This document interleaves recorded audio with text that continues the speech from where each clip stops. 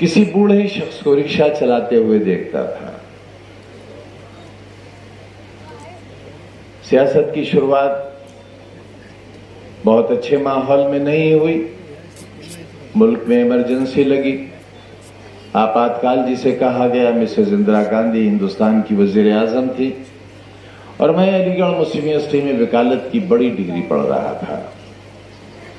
Union का secretary था और तमाम यूनियन के ओहदेदारान पूरे हिंदुस्तान में गिरफ्तार किए जा रहे थे।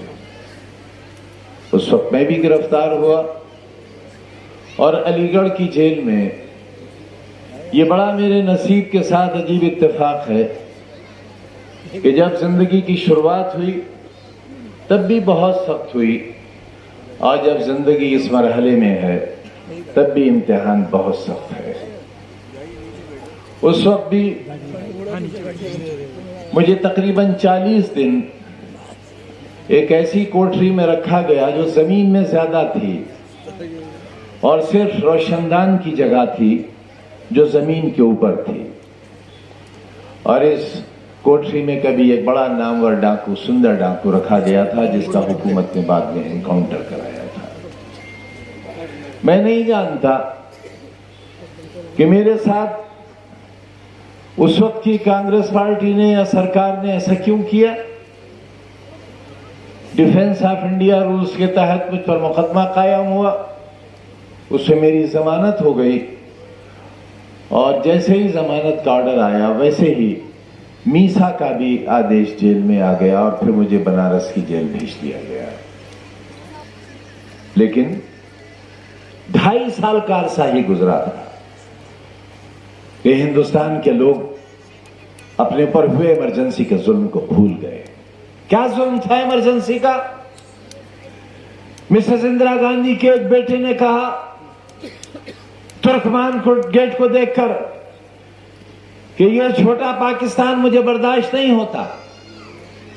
मैं अपने हिंदू और सिख भाइयों से कहना चाहता हूं कि हमारी यह साझा विरासत है, सैकड़ों और हजारों साल की हमारी तारीख, हमारा इतिहास कि हम एक साथ रहे हैं, एक साथ जिए हैं, एक साथ मरे हैं और इसी को गंगा जमनी तहजीब कहा गया है।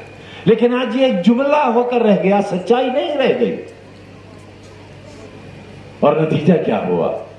नतीजा यह हुआ कि तुर्कमान गेट पर सारी सड़क खून से नहा दी गई। देशबंदी के नाम पर बहुत ज्यादती हुई लोगों के खिलाफ। न जाने कैसे ऐसे वाकयात हुए जिनका जिक्र आज यहां करने से आपका दिल दुखेगा। और मैं नहीं चाहता कि एक आधी सदी गुजरने के बाद उन जख्मों को याद दिलाया जाए और उन जख्मों को कुरेदा जाए। लेकिन देखो साथियों, मैं हमेशा कहता हूं कि मालिक कहता है कि इंसाफ करो, जमीन वालों के साथ इंसाफ करो, और अगर तुम इंसाफ नहीं करोगे तो फिर हम इंसाफ करेंगे, और जब हम इंसाफ करेंगे तो तुम उसे बर्दाश्त नहीं कर सकोगे। जानते हो क्या हुआ? मिसेस इंदिरा गांधी का वही बेटा जिसने नसबंदी के नाम पर हर जुल्म किया था, जहाज से उड़ा था और जब जमीन पर गिरा था तो मां अपने बेटे की शक्ल नहीं पहचान पाई थी। लेकिन इमरजेंसी की जेल में और आज के इस दौर में एक बुनियादी फर्क है। इमरजेंसी होने के बावजूद भी मुल्क में इस बात की उम्मीद बाकी थी कि लोकतंत्र वापस आएगा। एक बूढ़ा शख्स जो बीमार था लेकिन हौसलों से जवान था, बिस्तर पर था, और उसका नाम था जयप्रकाश नारायण।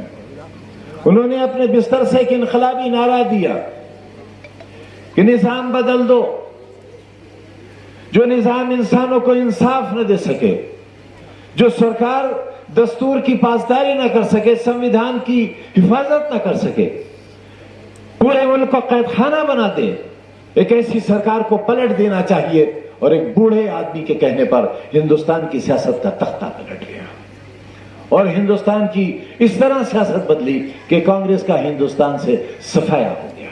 मिसेस इंदिरा गांधी इलेक्शन हार गई। पार्लियामेंट में मुतालबा हुआ कि मिसेस इंदिरा गांधी को सख्त सजा दी जाए। मिसेस इंदिरा गांधी का पासपोर्ट जब्त कर लिया गया ताकि वो बैरून मुल्क भाग न जाए।